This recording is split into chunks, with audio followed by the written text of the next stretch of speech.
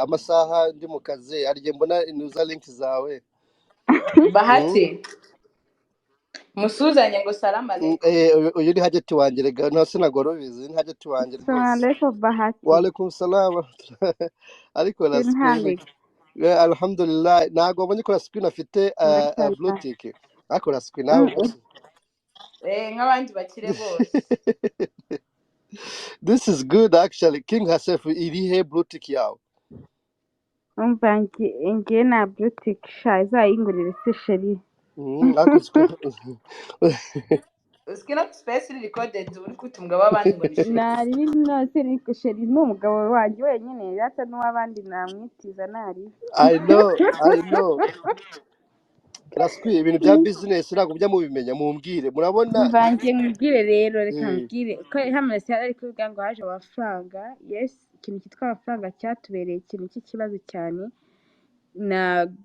nago ku exchanging ibiryo byoroshye cyangwa se ibintu biri mu gihugu cyacu bikajya mu kindi gihugu ntago byoroshye ni amafaranga ariko nanone byashoboka abantu babishyizemo ubushake kuko wenda twavuga ibigande hari igitoki cyinshi mu Rwanda hari umuceri mwinshi ubugande bakatuduha ibitoki tukabaha umuceri it's very easy but ikibazo ntago abantu basigaye bikunda cyane basigaye bakunda amafaranga none se koko umuntu aramubwira ngo turagurana gutya agahita barakabona ibiro by'umuceri 5 biraruta ibiro 5 by'igitoki agatabona birabumusubije inyuma kereka dutredinza ahubwo mu mafaranga umuntu akajya ajya kuranguza ibuganda akabibashyira none nibyo abafite ibugande nabyo bakabizana mu Rwanda ariko bikoreshejwe n'amafaranga ngende kumva ariko ibintu byagenda none se buriya nyine mubona trading idolari riri mu bituma ibihugu bidatera imbere nkuko William Ruto president wa Kenya yabivuze true idolari riri mu bituma ibihugu bidatera imbere no munsi riza riri hejuru amafaranga yacu gatajya hasi cyane noneho ejo bundi rikaza riri hasi niba wari warivungisha ari ryo ufite wajya kurivungisha ugasanga amafaranga yawe abaye make kuyo wayivungishijemo nkuko abivuze ni ukuri none se mubona ibihugu byo muri Afurika byakwemera ko twafatanya tugatesha agaciro idolari buriya aho niho hari ikibazo rero aho niho hari ikibazo amahanga yaratuyoboye abanyamerika barayoboye ku isi hose ntabwo dushobora gukoresha idolari ngo turikureho burundu ntabwo bishoboka biragoye ko idolari ariko nk'ibihugu byo muri East Africa ese ubundi mwebwe nta makuru mufite bigeze n'ifaranga rya African currency ryo muri East Africa idolari amafaranga yacu ibyo ngibyo ayo ngayo nayashima cyane kuko by the way turayifuza ko ari igihe ujya nko mu Rwanda ufite amagande ukabura ukuntu yavunjisha ukayabura ahantu hose nayo bafite cyangwa ukaza mu Buganda ushaka amana Uganda kandi ufite amanyarwanda ugasanga kuyavunjisha ni ariko ubugande mbona babyungukira amagande yabaye nk'amazimbabwe abagande babyungukira muri East Africa ibihugu byinshi byahomba tuvuge nka Kenya n'u Rwanda byahomba harya buriya mu karere u Rwanda na Kenya si bafite amafaranga afite agaciro buriya Kenya ni ya mbere u Rwanda rugakurikira abagande baba babyungukiyemo urumva rero ariko mubona hari possibility birashoboka ko iriya faranga kurije ibaze mvuye mu Rwanda mfite idolari rya East Africa aho najya hose wajya Uganda wajya mu Rwanda biriya bintu mubona bishoboka baramutse babikoze byaba ari byiza ko njye ntabwo nzi ibintu bya economics nkora muri banki babikoze byaba ari byiza kuko byafasha abantu bo mu bihugu ku buryo hazaza umuvinganya amafaranga ariko ntabwo ngenzi ababitegura Lucky Wiseka King herself yize economy Lasqui uranyumva Lasqui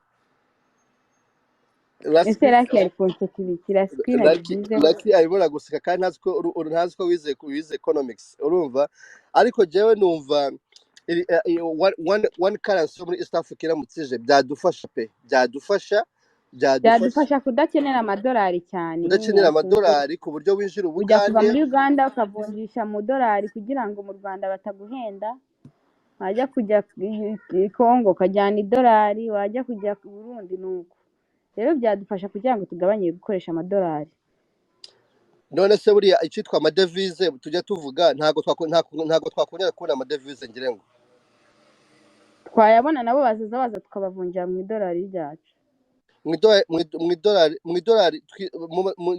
ryo muri East Africa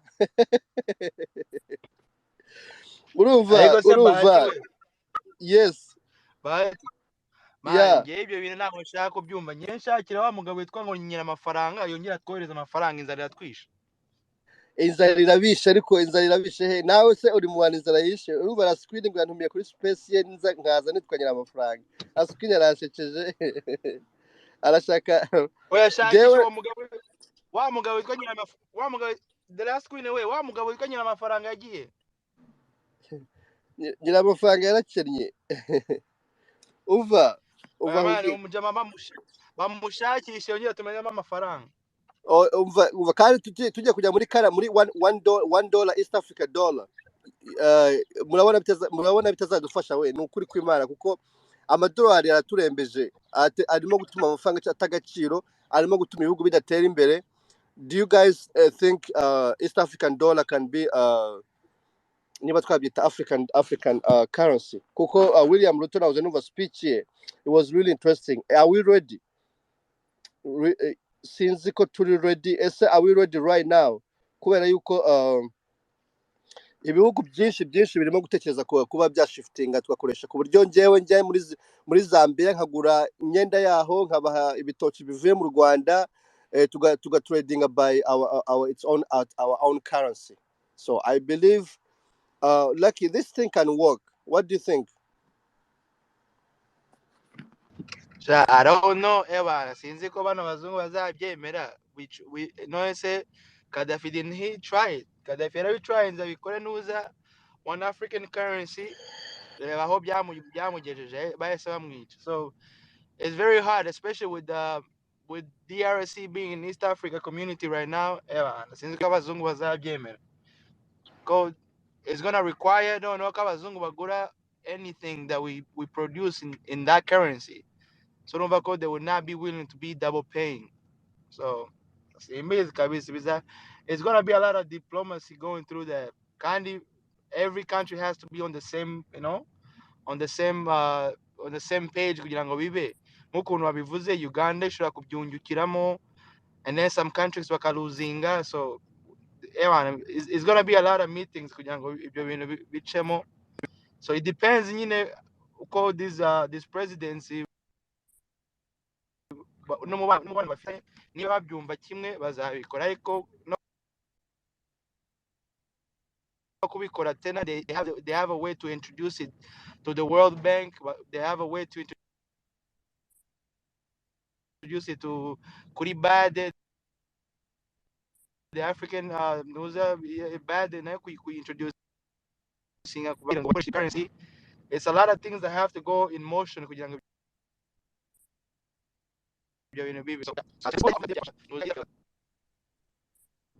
and ibyo ngibyo mitekerezaho bahatiwe ariko nyine it's gonna probably take a decade for that to actually happen. So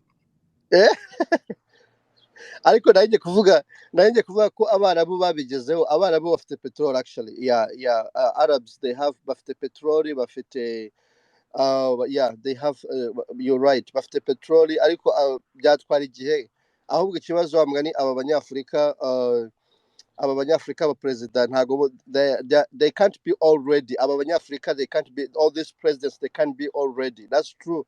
Ariko nibaza mu karere twabyemeje Lucky. Mu karere tuzagira ifaranga rimwe niba tuzagita shillings urumva. Ariko niba umuperezida umwe avuyemo akabivuga nka kuriya buriya nka William Ruto ashaka kuba yarafunze umwuka. William Ruto I think ni nk'igisasu buriya yishizeho. Buriya havuye nka perezida nk'abangahe bashobora kubisapotinga urumva. Ahubwo ikibazo cyaba gisigaye ngewe mechanism ntabwo ndimo kwisobanukira. None se amadevize tuvuga y'amadolari yinjiye mu gihugu ikawa twacuruzaga, tourism twakoreshaga, buriya abantu baje ibintu byose bakabigura mu mafaranga ari local. Does it help the country? Kubera ko si- I- ndimo kureba natumiye bamwe I mean, bahanga. I don't necessarily. None of when they case it doesn't only just help the country. Icyo ya helping ya making sure that trade is very easy muri East Africa urumva nkuko Lucky mukinga yashaka ndagusuhuje. beat the last queen. It will make easier Ni nuza byiza. trade kugira ngo ibe easy. The trade will be very much easy from one country to another. So kandi urumva ko if they're gonna bizaba bimeze nka nuza nka euros basically nkuko European Union imeze, so it will make it easier kandi icyo gihe noneho bagomba gufungura every borders kugira ngo noneho abantu bakore iyo free trading very easy niba amafaranga ameze gutyo. So anyway, it's gonna be a good thing nyine ko every country in East Africa have to be on the same page. So kandi nk'ubu ngubu umupaka wa Uganda n'u Rwanda niho bakibifungura, so ntago ntuza umubonano uraba mwiza in all the East African countries bavuga ngo bari on the same page. So it would take a little bit of a lot of trying. So tuzareba ariko that would be a great idea kubera ko bana byafasha abaturage cyane bo muri East Africa a lot cyane kabisa. Bya bintu byo byose nyine bizaba very easy, so which will be beneficial nyine ku baturage bo muri East Africa. Yeah, that's true. Yeah, you're right. Ibihugu bimwe bizahomba cyane cyane tuvuge nk'ibihugu bifite amafaranga afite agaciro nk'abanyakenya, ariko niba bamwe mu banyakenya aribo barimo gusaba ko biriya bintu biba, nka perezida William Ruto akavuga ko igihe kigeze yuko abanyafurika bakwiye gukora free trade movement and moving, ku buryo imipaka yose ifungurwa. Ariko wa mugani ibihugu byose ntabwo byo muri Afurika ntabwo biri ready. Ariko ese koko ikoreshwa ry'idolari niryo ridindiza iterambere rya Afurika? That was the question actually. Why? Kuko nibyo Gaddafi yatangiye, by the way. You're right. Gaddafi nibyo bintu ya raisins, ariko ingaruka yagize, man, Africa rwose urumva. Gaddafi tried to do that, ariko nabonye William Ruto is trying to push it again, ariko that I don't think African countries, they are ready to do that. Ariko I believe it should be good. Buriya no mu karere wa mugani muri East Africa bashatse kubikora ariko byarahagaze n'ubu ngubu ntabwo tuzi iryo faranga aho rigeze so far, urumva, kubera ibindi bibazo biri mu karere. Ariko ibaze ufite ifaranga rimwe ku buryo ujya muri Kenya, ujya i Bugande, icyo uguze cyose kikaba gifite. So in terms of economics, free trade and free moving z'ibintu mu bihugu bimwe byose bifunguye, hari ikintu byafasha gikomeye cyane mu bihugu by'abanyafurika. But my question was, why now? Why African countries are pushing so fast right now, this time? Kuki bumva ko ubu ngubu this was the good time? Is it because ibi n'ibindi bihugu bitangiye kuvumbura ko murabona rino shyirahamwe ry'ibihugu za BRICS, murabona BRICS, bino bihugu byishyize hamwe birimo gushaka gukora ifaranga rimwe, ibindi bihugu birimo kujoininga BRICS for now. Do you guys think maybe might be the reason why even some African countries are interesting on using their own money as a, so ariko nkurikije ukuntu mbona ibindi bihugu byo muri Asia n'ahandi bishaka kujoininga BRICS murabizi ko ari ishyirahamwe rimaze guhuza ibihugu hafi ngira ngo bitanu, Russia, Brazil, China, South Africa and India.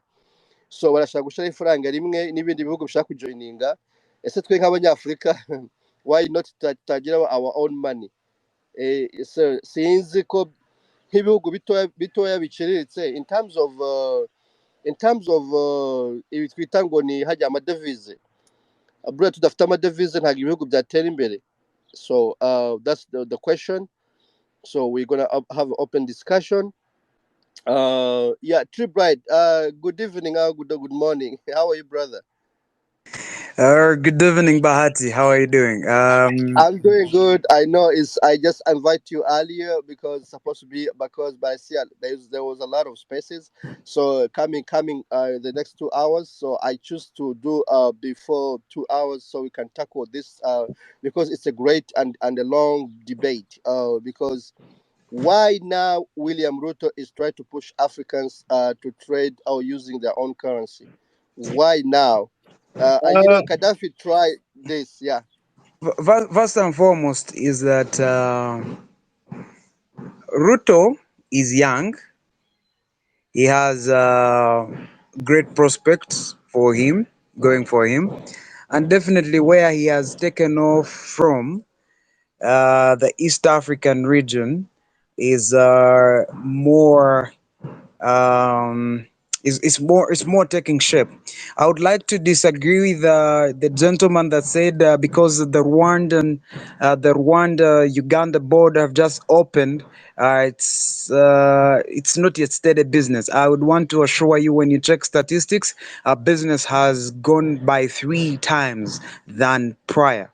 Urumva kuvuga ngo kera imipaka itarafungwa, business hagati y'u Rwanda na Uganda yari ihagaze kuri miliyoni 13 z'amadolari buri kwezi, ariko kuva bafungura imipaka imaze kugera kuri miliyoni 21 z'amadolari buri kwezi, kandi ibintu bimwe ntibiratangira kuza.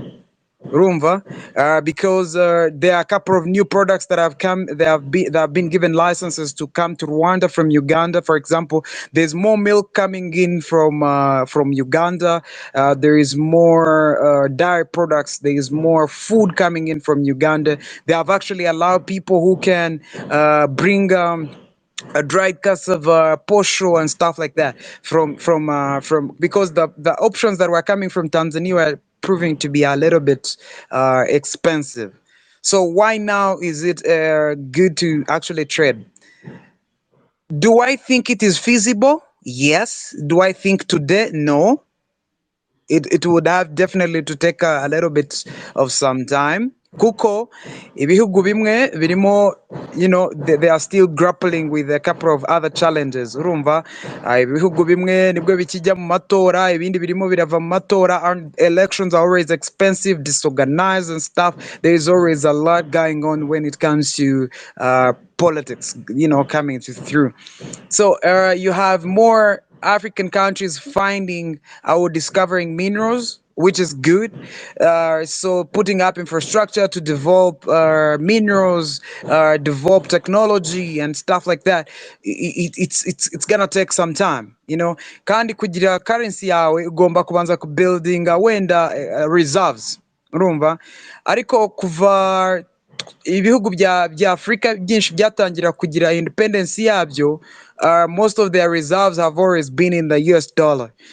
And having a US dollar as your reserve makes you a little bit insecure, switching at once to to begin your own currency. Niyo mpamvu mureba ibihugu nka BRICS, biri muri BRICS, Brazil, Russia, India, China, and Saudi Arabia. Ubu ngubu, one of their move is to first amongst themselves trade with their own currencies. Kuvuga ngo iki, 2 weeks ago Brazil agreed to trade with China over 1.5 million tons of corn, cyangwa icyo bita ibigori, ariko bakoresha amafaranga yabo hagati yabo. Brazil yishyura transport wenda cyangwa ibindi bintu akoresha Brazil, cyangwa akoresha yuan. Umushinwa yakakira biriya bigori cyangwa akishyura utundi expenses tuje na biriya bigori, akaba yatwishyura na Chinese yuan. Urumva, so tutangiye kureba countries that have shown interest kwinjira muri BRICS. Harimo Saudi Arabia. Saudi Arabia yamaze kwemera kuba yakata barrels producinga buri cyumweru za oil.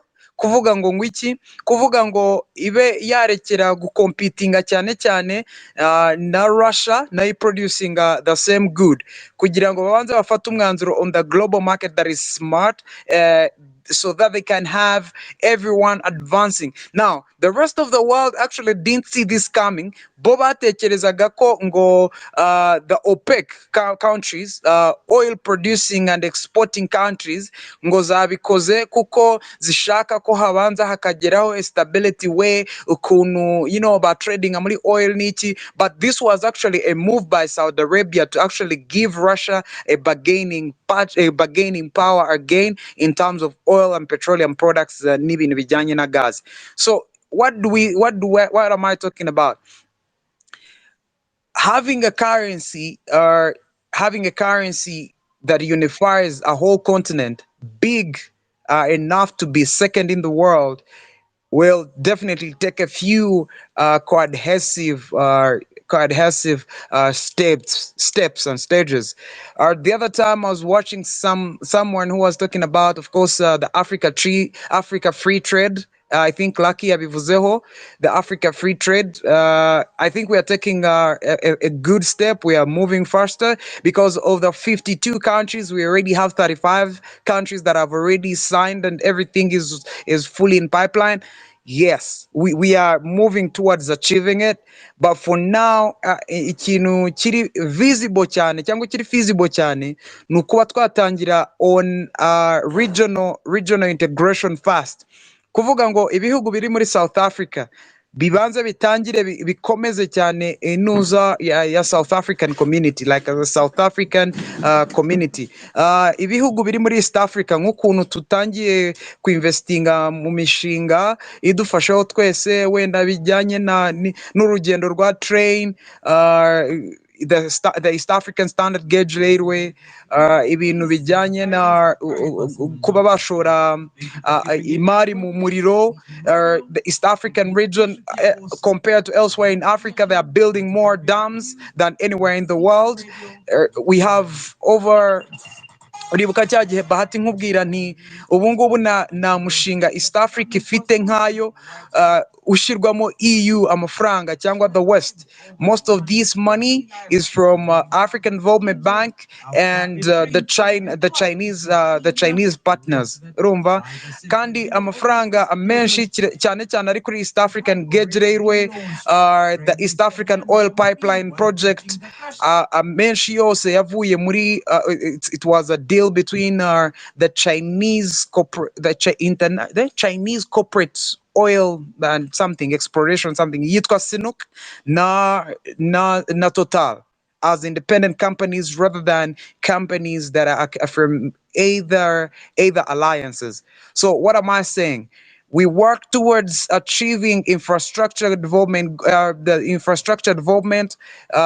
enhancing the full capacity of our minerals in terms of exploration, in terms of procession, in terms of finance and administration. Yes, it is feasible, because if you have anything that you can reserve your money with, then you are able to build a ground for your money to have value. You're able to have a product that can be taken onto the world market and it's competing because you already have a reserve standard for you to move. So niko navuga for now. You are totally right. Oh my God, you are totally right. Yeah. Nibaza. So what about if we have our own reserve in a gold or in a diamond? Dufite amareserve yacu in a gold or diamond, tutiriwe tubika ayo madolari. Do you think we can still survive like Africans on that? Yeah, we can. This is how Gaddafi had actually achieved it. Gaddafi used the same strategy, I think this guy of Egypt. I normally forget about him. President Museveni normally uses him a lot. He's called Mohammed bin something. He used the same strategy when he was building, at the times of building the trans canals, those big projects that Egypt took on by itself. The Suez, no, the Trans Canal, and I think there's another big project that Egypt did. They used their own money because they had mainly reserved they had much money reserved in minerals rather than just hard cash. So what Gaddafi had done is that he had actually more gold than cash in circulation. Rumva, that's how he had managed to do these transactions compared to his counterpart in Iraq. Ikibazo cyateye Saddam ni ukuvuga ko Saddam yari afite amadolari kurusha gold, kuko yagurishaga oil na gold akaba yasigaza amafaranga. So that why it was easy kuba bamukuraho. I mean, I saw a documentary ahantu umva binjiraga muri warehouses, and they would push out money, US dollar printed monies, the US Army. Rumva, the people that actually the first soldiers that were deployed in Iraq for Operation Desert Storm, umva, most of those guys ugiye kuba investigating ubu ngubu ni abakire birenze, kuko they accessed warehouse za Saddam zari zirimo amadolari ari genuine, kuko yari yareservinze amafaranga yose ari madolari. So but Gaddafi had looked at that same mistake and araikosora, so he kept the money mostly in gold. He kept the reserves mostly in gold and oil barrels. Niyo mpamvu reba muri Libya abanyagihugu nimba mu isi yose litro ya lisansi cyangwa amazutu, nimba mu gihugu mu isi yose mwayiguraga ibihumbi 3, abanyelibya bayiguraga wenda nka 700 magana ngahe, kubera ayo mafaranga yaguraga oil yasigaye mu gihugu. It would be used directly to transact for hard things like gold, diamonds, n'ibindi bintu. So yeah, if let's say like East Africa, we choose to say that we keep our monies in gold and diamonds, yes, that's the right thing. It would definitely give us a way ahead, because that means it would force Congo to actually sit down and put down their pride and actually discuss with Uganda and Rwanda and the rest of the countries to actually give them a solution that is tangible towards stability. Why? Because if you look at the mineral deposit line of the entire East Africa, mainly Uganda, because Uganda and Congo have more minerals than elsewhere in East Africa.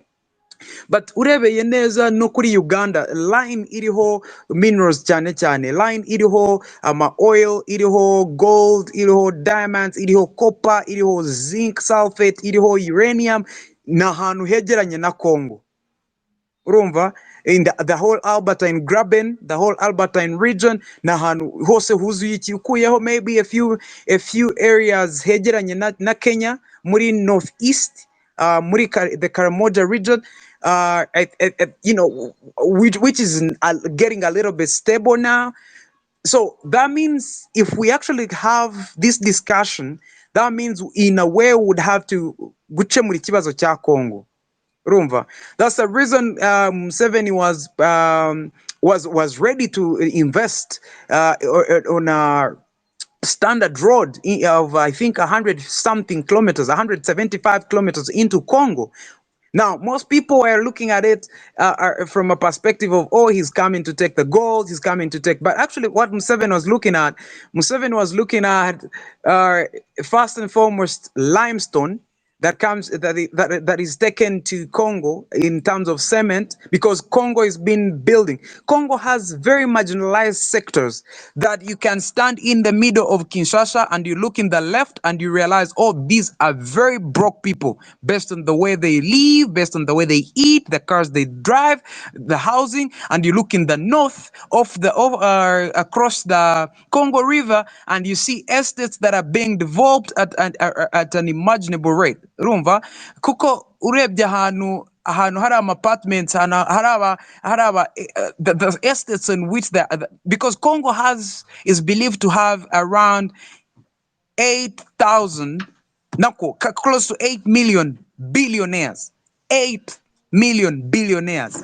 Congo alone. 8 million billionaires. Urumva, ahantu batuye haragaragara, n'ahantu abakene batuye haragaragara. So what was Museveni's approach towards building this road? It was to actually connect ati Brian, uravuga 8 billionaire like dollars in 8 million Congolese are rich in billion dollars. Wow. In Africa, yeah, it's in crazy. Africa. Yeah.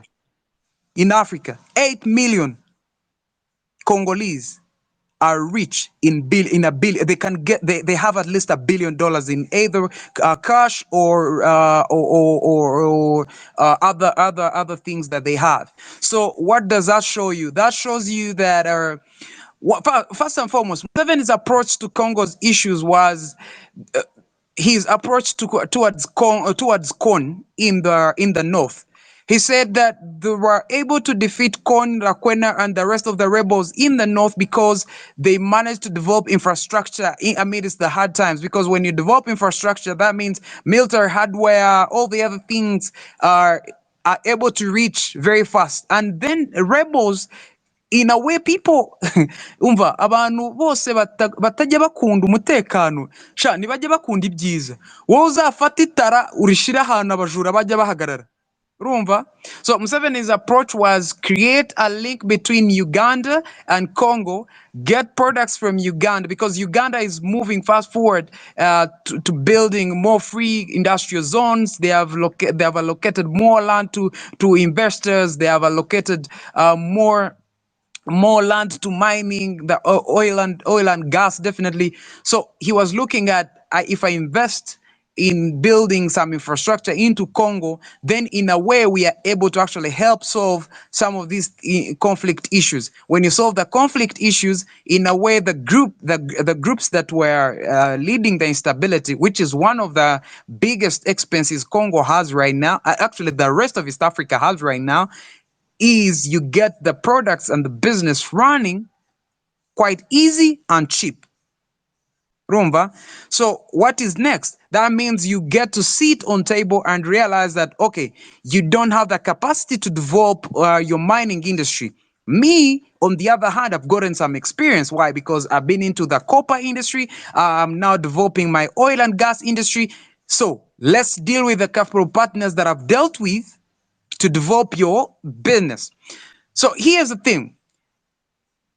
Museveni realized that most of the countries that have hard oil and gas have actually become unstable unless they were extra, like Saudi Arabia, the Qatari, and Dubai, the Fly Emirates, who are a little bit conclusive, and of course they don't have much of democracy and the rest of the propaganda that we would use to destabilize them.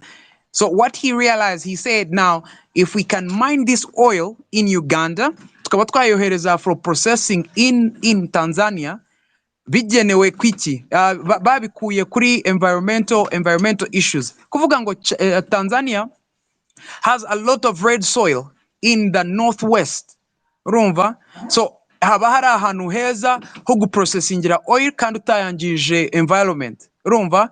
Rather than keeping the residues in Uganda, which has fresh water, which has everywhere is arable, so you'd rather take it outside of Uganda, process it from somewhere that is not fertile, somewhere that is red, and instead convert the residues into phosphates, which can be used for fertilization. So what is Museveni's next move? Museveni's next move is you have Rwanda, which is corruption intolerant. Bring the finance and administration to Rwanda. This is one of the biggest moves I'm looking at, because if you have finance and administration in Rwanda, it is easy to manage the finance. Why? Because you are able to look at Total. Total knows what Rwanda is capable of, so they can't be running around and mismanaging the money they had agreed about. That's how you see Total coming back to Rwanda after they had been chased out. Rumva. So you can't destabilize 3 countries now. Rumva, you could destabilize Uganda, well, but they're only mining, so you want the money. Where the money is. You can't destabilize Tanzania because they're only doing the processing. So you can't come and destabilize Rwanda because they're only handling the money. Rumva. So part of regional integration is that it gives you a higher chance to actually do work together quite easily, mitigate risks, and do good stuff and develop an entire region. Because if that finance and administration is brought to Rwanda, that means they are going to hire They are going to hire buildings. They are going to hire a couple of local service providers. They're going. That means that money is in circulation. Now, the best move that has already happened is that now you can move in over 5 African countries, and you don't need actually a work permit. In East Africa alone, you don't need a work permit. I think Zambia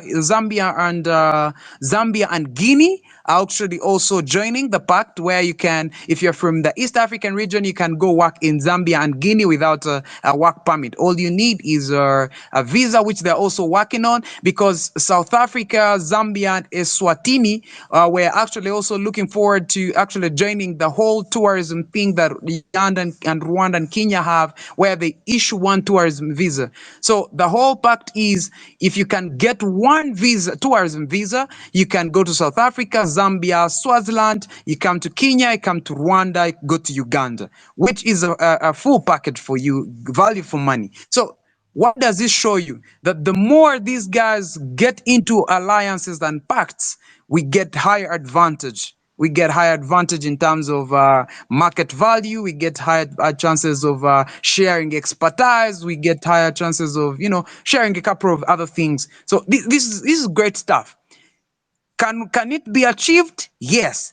Can it be achieved now? A little bit. We have to go slow so that we don't make the mistakes. Thank you. Oh wow. Wow, thank you, Trey, man. It just opened my eyes because now I figured out the war in Congo. It's a big issue for to achieve all these goals Africa is trying to do. Because the more we have all these wars, that's true. Because Congo have a lot, in terms of gold and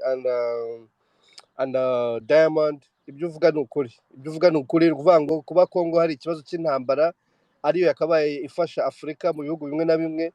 I'm surprised we have like $8 billion Africans. Actually, but let's assume ibihugu byose they are together. There is no conflict. Let's assume there is no conflicts. All Africa, they are all in on this project. Do you think is it possible? Kubera ko ibino bintu bita amadovize, hataje ayo madolari tugatradinga within our own currency, amafaranga yacu nk'uko William Ruto amaze iminsi abivuga. Sinzi ari system numvaga arimo kuvuga yitwa Pan African Settlement System. Your system, since you wabashe kubikora ko ari search how that system Pan African it can trade within Africans free movement. Do you think that system can work? It's already in a process, or yeah? So one thing I want to tell you, Bahati, is Africa's poverty is actually on paper rather than on ground. Because let me tell you something. You guys who stay in the U.S., Canada, and the rest of the world, apart from Africa, most of you, not all of you, but most of you have friends that if they lost their job, they could even lose their TV. Yeah, but in Africa, even the youngest boy of like 12 years, if they have a TV in their room, even if their mom or their dad stopped working, they would not lose that TV. Why? Because it's paid for cash, 100%. There is no credit company. There is nothing that is gonna come for that thingy. Nukuvuga ngo iki? Ino Pan African system yahoze iri muri twebwe. Erega hari ibintu turi kudiringa nabyo ari uko byatuzaniwe. Nicyo cyagihe one of the topics tuzaganiraho in our spaces nakubwiye ni, is Africa ready to fully embrace icyo abazungu bita democracy? Twebwe tukireba nk'ikintu, urumva?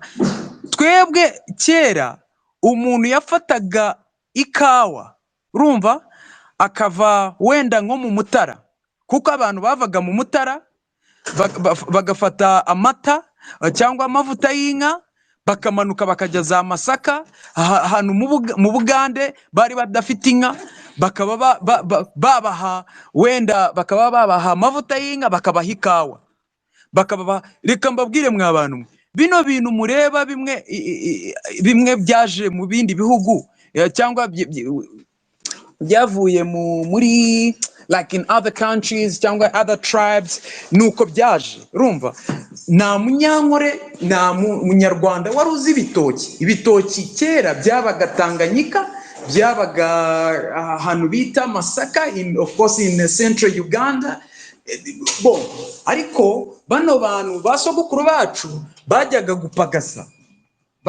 gupagasa barebe ikintu bakunda urumva bakemerana na ba bosi mu gihe bagaruka bakaba bagaruka n'imbuto.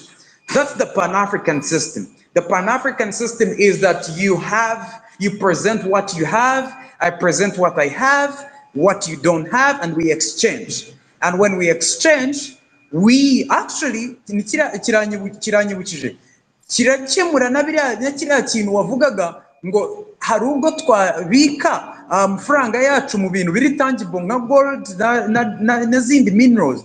Yes, ubwo ngubwo bitewe ngiki iyo ufite amata gana badafite amata urumva ariko nabo barayize ubu ngubu kuko barabekinga kuko barakora ibindi bintu. Uratwara amata ukayakura muri East Africa ahantu hari menshi ukayajyana Ghana ahantu cyangwa muri South Africa ahantu bafite gold n'ibindi bicukurwa bakaba babiguha ugasanga buri gihugu cyose gifite wenda reserves in tangible minerals rather than perishables. Urabona? So that's how the Pan-African system works. So first and foremost, it gives all countries a bargaining power that is equal. Kuko, there is a standard in kilograms or it's measurable rather than value that is only determined by a stock market exchange somewhere on Wall Street.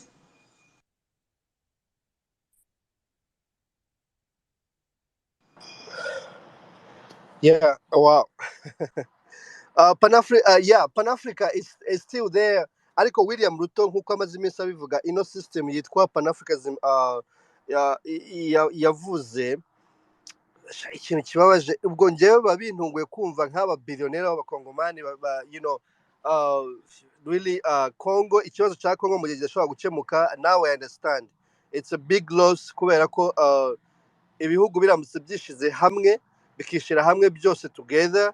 I think they can fight kandi byagira agaciro kubera ko now Zimbabwe why now all these African countries cyangwa se now tumaze iminsi tubona BRICS tumaze iminsi tubona ibino bihugu Brazil, India, South Africa, and Russia.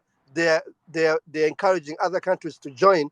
Bivuze ngo once they dodge the dollar, your free trade ishobora gufasha abantu ifaranga ryabo kugira agaciro. Ariko nkibaza Africans, are we ready? African countries, I don't think we are ready. But I think it's possible. It's really possible. Nkibaza bino bihugu bya Arab countries nahoze mvuga usanga bifite amafaranga yabyo. It's because they have, I think, petrol. Nibaza ko petroli ariwo musingi y'ibi bihugu igira imbaraga kubera ko bifite petroli. Nkibaza nk'ibi bihugu bito nkatwe turamutse tudoginze dolari, how can we survive with that? The only way Erega kamubwire but urumva iyo igihugu kidafite ikintu y'igihugu cyose gifite ikintu gishobora kujyana ku isoko nubwo ikindi cyaba kikirusha ibiro, bon it still has a say on the market. Ndakubwira ngo iki, if you go to the world market and look at the statistics of East African coffee compared to Brazilian coffee, right now Uganda, Rwanda coffee has taken a toll against Brazilian coffee on the world market. Bitewe n'iki? When the East African Committee on Agriculture realized that ibihugu byose bifite ikibazo nicyo kimwe, ikawa abahinzi bayisarura nabi, bakabayitegura nabi, ntabayiguze kuyijyana ku isoko ry'isi, bakayitegura nabi, bakayijyana nabi. We didn't have infrastructure to even think about value addition. Bon, kiba ikibazo cy'ibihugu byose muri East Africa. Komite muri East African Legislative Assembly iricara iravuga iti rero mwa bantu mwe twakemuye bino bintu. Kuva leta zose zatangira kuvuga on the quality of coffee, igatangirira kuri LC1, igatangirira ku mudugudu akaba yarebera biriya bintu ukuntu biteye, akaba yarebera ikawa tugiye kujyana ku ruganda imezite. Urumva byatumye twese twishakamo icyashobora gukemura icyo kibazo. Urumva ejo bundi Kenya yangiye inuza ibigori bya Uganda kujya muri Kenya. Urumva Uganda yahise nayo ikatira amagi n'ubushwi buva muri Kenya kwinjira Uganda. The finance minister wa Uganda Matia Kasaija arabaza finance minister wa Kenya atese kankubaze wewe wanza amagi yanjye kuza kandi ano magi nta nubwo ari ayanjye gusa kuko inkoko ubushwi hafi bugera miliyoni buva muri Kenya buri cyumweru bukinjira muri Uganda, niyo magi mukura tuba twabagaruriye n'ubundi. Urumva none se niwangira amagi yanjye kuza inkoko zawe urakeka ko nzijyana hehe ari na soko ry'ibizivamo imfiti? Urumva so bahise barebera. And of course Kenya yari yanze ibigori based on ngo Uganda ikoresha fertilizers zitari standard niki, but bamaze gufungira ibigori bya Uganda isoko ry'agahunga rihita rikatirwa. Urumva ibugori bwose babukubita agahunga babujyana hehe South Sudan, babujyana muri Congo. Icyo gihe n'u Rwanda rwafunguraga umupaka, ubugori butangira kuza mu Rwanda. So Kenya ibei y'akahunga izamuka, baza none kwinginga. So what does that show you? Nukuvuga ngo twese, if we have a collective way of doing things, Ruto ikinavugaho ubu ngubu ikintu dushobora gukemura mbere na mbere nukubanza kugira a collective way of doing things. Umva ukavuga uti rero ibigori nimba biza muri Kenya byaturutse wenda mu Rwanda cyangwa Uganda bikaza bidafite the right quality nshaka, what is the right thing? Let's build ibintu bita maybe silos, regional silos. Urumva twinvesting mu regional silos nkuko ubu ngubu Uganda n'u Rwanda byatangiye kuinvestinga mu bintu bita Rwanda-Uganda collection facilities. Batangiye kubaka ama warehouse ku mihanda yose izana ibintu ibugande biturutse mu Rwanda, ibintu bivuye Uganda bigiye hehe? Bigiye mu Rwanda. So uko ni ukuvuga ngo iki, aho ngaho bashizeho a standard gauge, kuvuga ngo y'ibintu byose bivuye mu bahinzi, bivuye cyangwa mu nganda zose bikagera muri izo collection facilities, urabigradinga. It's easy to grade. So if you have one quality thing graded by both countries or both nations, bituma mumenya ikintu mugiye kujyana ku isoko ry'isi yose, mukaba mwafata umwanzuro rimwe mukavuga uti quality yacu rero twebwe ni aya mafaranga, iyo utayafite ntaribi, twebwe tufite ahandi twagurisha. Ejo bundi bumvishe Museveni avuga ati rero bano batipe babatinganye niba dukatira tuzashaka ahandi amasoko, tuzayashaka ahandi. Ni ukuvuga ngo iki, there is always an option. Muri economics hari ikintu bita the opportunity cost, the next best alternative. Ariko ubu ngubu ikibazo cya Afrika, we don't have the next best alternative kuko kuvuga ngo ntago dufite ubufatanya buriho. Africa alone can do trade without any other continent. Kuko nkuko nakubwiye, Ghana ifite a lot of gold deposits. East Africa ifite a lot of agricultural products. Mali and the rest of the northern countries have things to trade. Urumva? So if we can do these things amidst ourselves, tukabanza tukabuildinga capacity yacu nk'abanyafrika, biratworohera no kuba twabuildinga ya reserve wavugagaho. So it's basically building regional blocks first, strategizing in what we are good at producing. Then the next move is let's trade amidst ourselves. let's invest in infrastructure amidst ourselves. Let's ubu ngubu ushobora gutwara imodoka ukava muri Tanzania ukagera Djibouti. Why? Because they have invested in one way. Urumva investinze kuri highways. By 2026 uzaba ufata train cyangwa gari ya moshi nkuko Nuza yavugaga ku makontina. Ufite kontina yawe Mombasa, urumva clearing agent akaba yayiclearinga bakayishira kuri gari ya moshi mu masaha 17 ikaba ikugezeho hehe mu Rwanda. Yaciye Mombasa, yaciye Kampala, ikaca Kagitumba, ikakugeraho i Kigali mu masaha 17 gusa. Comparinzwe n'iki? Ikamyo imara hafi amasaha, imara hafi icyumweru iva Mombasa. That is not a cost, that is a more incurred cost of production. So if you do trade amongst yourselves, it forces you to develop infrastructure amongst yourselves. It creates markets amongst yourselves. That's what China did. China looked into itself and said, you know what, let's first build a market amongst ourselves, our communities. What they did is they took the girl children, babakura muri China, babohereza mu bindi bihugu, bajya kwiga amatekniki ya marketing, bajya kwiga indimi, ukuntu bari bucuruze ibicuruzwa bya Nuza bya China. Abahungu basigara muri China biga ibintu bya control technique, biga industrialization, biga running machines, running n'ibindi bintu. By the time the world has woken up, China alone can be able to survive with itself and Taiwan and the rest of the neighbors alone. China isoko idukeneyeho ni ya surplus, ni rya surplus y'ibintu kuba batwara izindi nganda hanze, batwara ubumenyi bafite hanze, ni isoko idukeneyeho. Ariko isoko ryayo nkayo na products zayikora, China can sustain itself ahaniri. So that's what Africa is looking for. That's what William Ruto is looking at right now. So yeah, that's what I can say now. Wow. Mugabo umeze nka Bibiliya, umuntu abayumva yagumye akakumva rwose kubera ko you are very talented guy. Actually you are fasha abanyarwanda nyine kubahumura, so you came on the right time. Ariko yeah,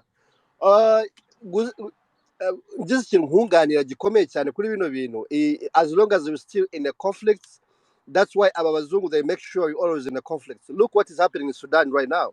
Look what is happening in Sudan right now. They are destroying their country in a second.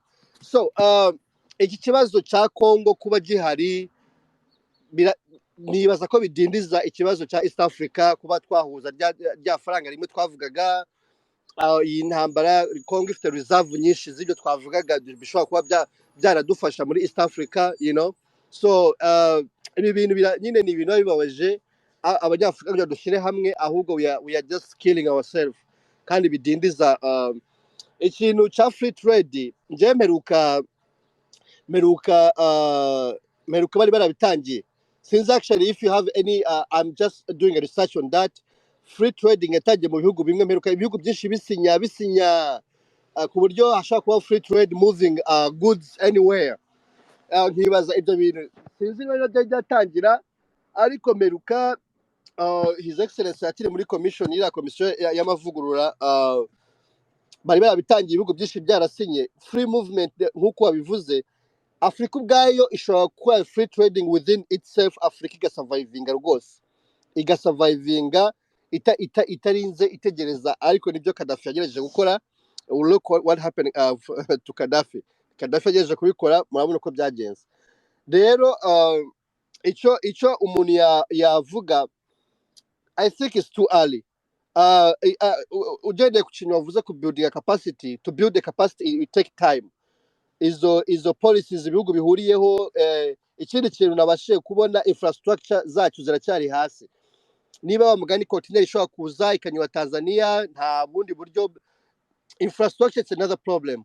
Ariko tureka izo infrastructure, izo policies je nabonaga bari babitangiye, ariko nkibaza, do you think these African presidents are ready to this? Nkuko William Ruto rufite speech ndumirwa, urumva ndavuga ni wow, urumva akeneye ko abantu bakora free trade, dutangira gukwitinga dolari tugatangira, ariko infrastructure ntabwo ziri ready now. Izi ntambara actually Congo ni asset ikomeye cyane. Buri kiriya kintu wavuze buriya uyu munsi nibwo nabonye imbaraga zo muri Congo, nabonye agaciro Congo ifite. Niba Congo ifite abakire bageze mu munani bafite 8 billion, bafite over $1 billion, that's a lot of money abo bakire. So Congo reserve yaba ifite biriya byose wa mugani, urumva nibaza ko n'ibi bihugu by'abana Arab countries, the way they have power, it's because they have something they on the table. They have the petrol bashira on table. No matter what uzabakenera. So ubwo tuzaza kurebera hamwe ese East Africa ifite iki which can put on the table to push other African countries to join ariko nari nabonye ko hari article nari nasomye ejo ivuga ko East Africa nitangira rira one byita dolari rimwe, rira faranga rimwe za muri East Africa, wenda bizafungura inzira n'ibindi bihugu. So thank you Trey, thank you so much. I think so bahati buretse gato mbaze ngusubize kino kintu wasorejeho. What does East Africa have? East Africa, compared to elsewhere in the region, East Africa has 95% of East Africa's land is arable. What do you mean? Yeah. Kuvuga ngwiki ahantu hose muri East Africa ushobora kujugunyaho imbuto yose yariyo ikaba yarama, ikaba cyaba igihingwa nyacyo kibayeho nubwo waba utacyitayeho kikaba cyaguha umusaruro. 95% of East Africa's land. So ukavuga ko East Africa ubwayo ishobora kuba yagaburira nka Afrika. Oh my goodness. Yeah. Niyo mpamvu reba ni ubungubu East Africa's talk na China is basically to invest in modern agriculture, modern equipment for irrigation. Kuko ubungubu ikintu giteye Africa gito kibateje gato cyane cyane abahinzi is because they have this whole thing of environmental I mean, Africa is paying a big price, yet they did little towards climate change. Rumba. But with an Africa that is discussing, and East Africa that is discussing mechanization of our agriculture, definitely. You have over, I'm talking about over 7.5 billion liters of milk coming out of East Africa alone. 7.5 billion liters of milk. I'm talking about milk in only one form, liquidation form. East Africa right now under the GBK Corporation, under Lato Milk, under Brookside Dairies, and a couple of other dairies in East Africa, they are doing a product they call Flucten. Flucten is it's a product out of milk. It's a byproduct when you're pasteurizing milk.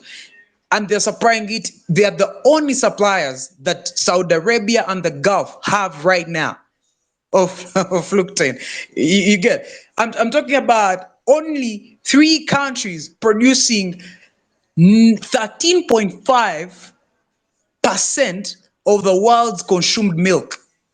3 countries producing 13.5% of, so Africa has a lot to put on market. It's just a matter of time of organizing themselves and realizing where the bargaining power is. Are these presidents ready? Yes, they're ready. You know why? Because most of them, the trouble is beginning in their bedrooms. Most of them took power when their children were bari bakiri impinja. Ariko ubu ngubu bamaze kuba abasore, bamaze kuba abagabo, bafite abuzukuru. So the dynamics have changed. Rumva. The problems are becoming different. The other day you saw when the two Wazee failed to agree, definitely they had to kick in somebody that had little ego to replace what they call bilateral relations. hari kuza umuhungu araza. He has done greater stuff than any of the ministers in Uganda had ever done. Kutesa came to Rwanda. He introduced ego. They never solved nothing. Who else came? Sempija came, nothing. Rwandan ministers went to Uganda, nothing. But Muhozi came for just one talk, and we are doing $21 million per month of trade. So this Africa, yes, kuko Africa has the most population bari urubyiruko. Yo ufite urubyiruko rufite imbaraga zo kuba zakora, the population puts you under pressure. You have to create jobs, you have to create insurance, you have to create infrastructure, you have to invest, you have to stop. I mean, we are seeing an Africa